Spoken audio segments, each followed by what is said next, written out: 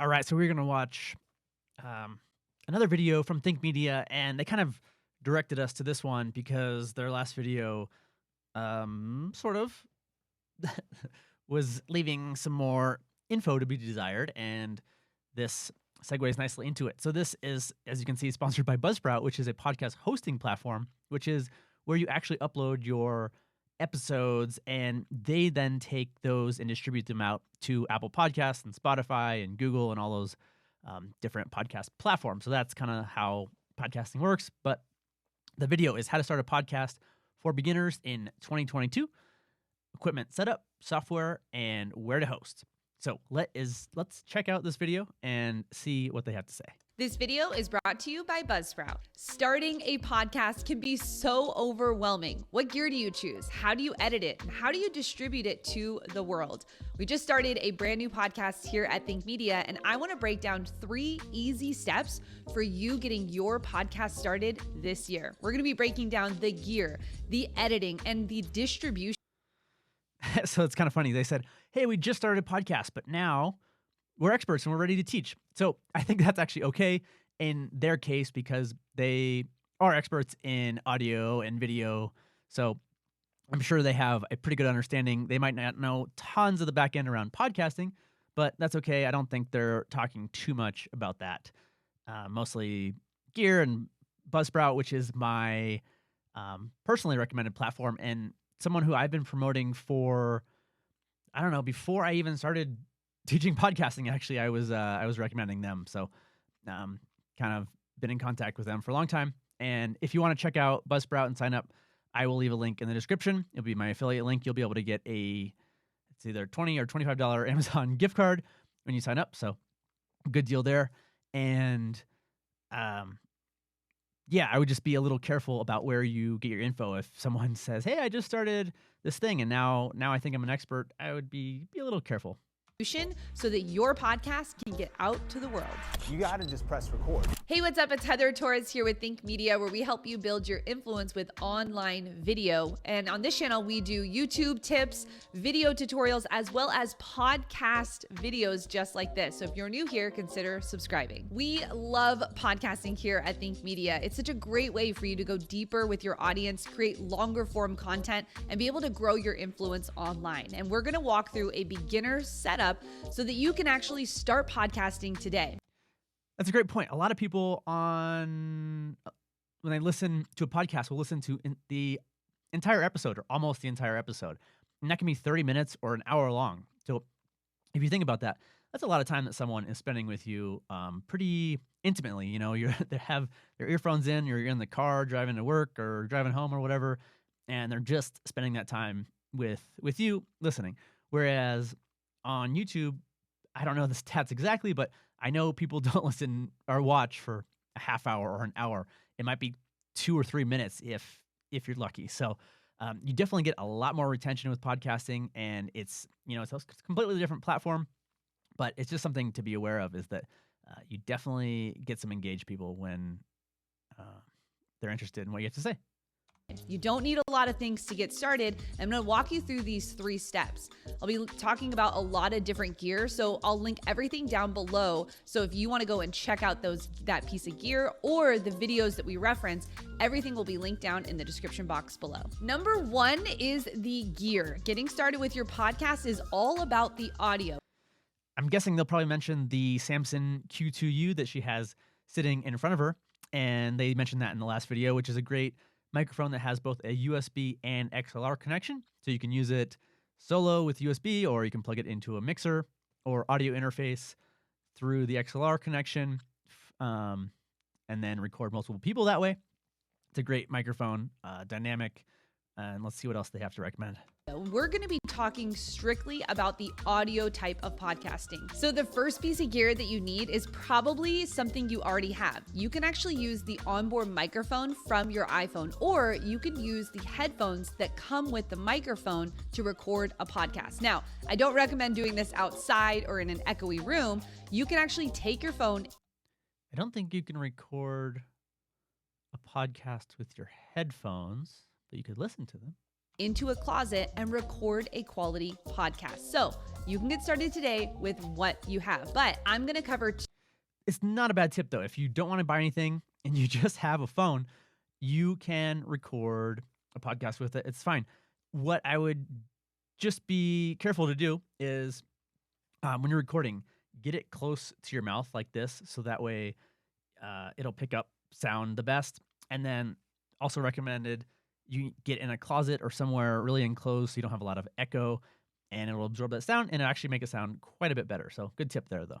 2 other microphones that I think are great if you are just a beginner. My next 2 options, if you have a few dollars that you want to invest into your podcast setup, would be the lavalier mic, the Deity lavalier, and this USB microphone. Now, what I like about both of these options is that you can actually plug them both into your smartphone or your computer. So depending on where. Overall, I wouldn't recommend recording into a smartphone if you don't have to. If you don't have a computer, that's your only option. You know, it is what it is. But I find it can be difficult to edit and you don't have as much control, but you definitely can do it. And tons of people do. I have a little lavalier mic here from Rode. Basically works the same way, plugs into your iPhone, and then this clips on. The only thing with lavalier mics is they tend to pick up a lot more background sound. And, you know, if you rustle them or something, they're pretty sensitive. So you have to be careful when using those, and I wouldn't recommend them unless you have to use them, or you're maybe on a trip or going on traveling or something. It's easy to just throw this in your pocket or a bag or something. But otherwise, I would probably stick with the more desktop dynamic style mics. Where you're actually recording your podcast or how you want to actually collect the audio, you have these 2 different options. Now, the lavalier microphone can connect right to your shirt, and you can record either into your smartphone or the computer, but I actually like this USB microphone. And I like it because it actually has a richer sound, more like a radio show.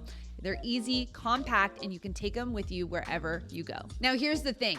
You can get started with your podcast with just an audio file. So while I think these microphones are great, all you need is to just start recording. I do think that it's great when you have different pieces of gear that can level up the podcast, but really what you need to do is just get started. Now, if you want to be interviewing guests or you want to have more of a pro setup, I'm actually going to link a video below where Omar from the Think Media team did a video about how to record 2 people at the same time.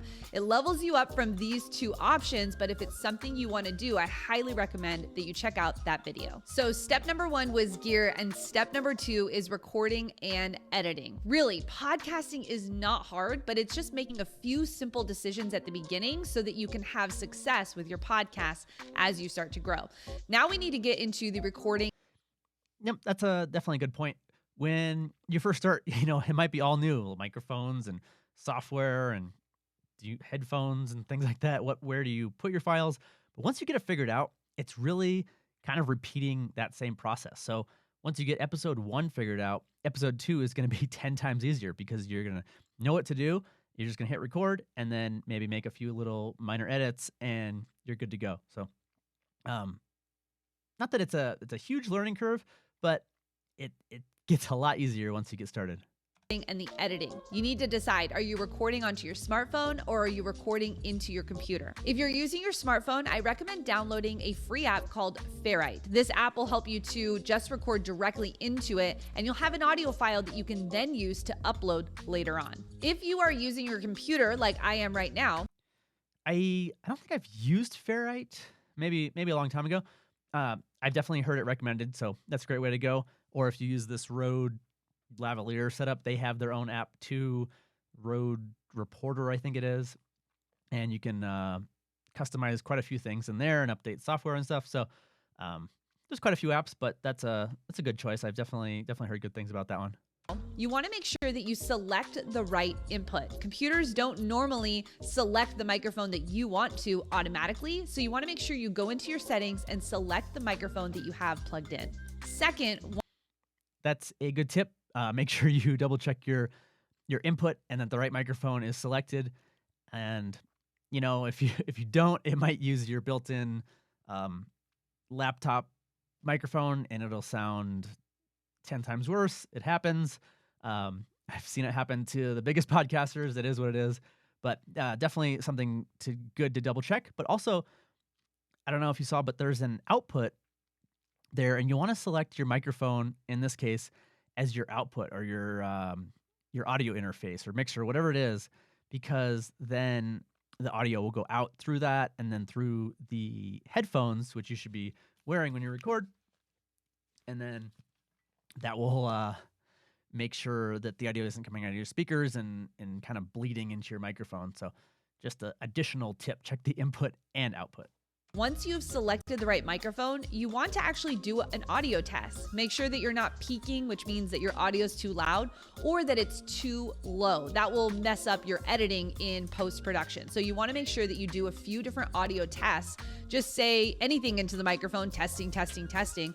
But I recommend that you actually talk like you're going to talk into the microphone. One mistake that we see people make is they'll talk at like a normal level. So if I were to talk at a normal level, it would be like this, like if we were having a conversation. But if I'm actually gonna put some enthusiasm into my voice like I am right now, I project it further. So you wanna make sure that you are talking into the microphone the way that you're going to be producing your podcast. And now That's a great tip. Do a test recording.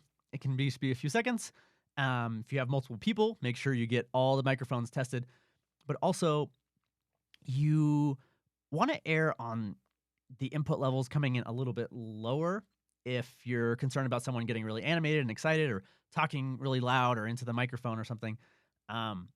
You can always bring volumes up, but if you overload the microphone and clip them, as it's called, or go into the red on your recording software or mixer, you'll see it kind of goes from green to yellow to red. And if you go into the red, it means the microphone's overloaded and it'll sound really bad. And you can't really fix that later in post-production. Whereas if you're a little too low, you can just kind of bump the volumes up and they'll still sound fine. So just a little tip there. You kind of want to aim for between the green and the yellow on that meter if you can.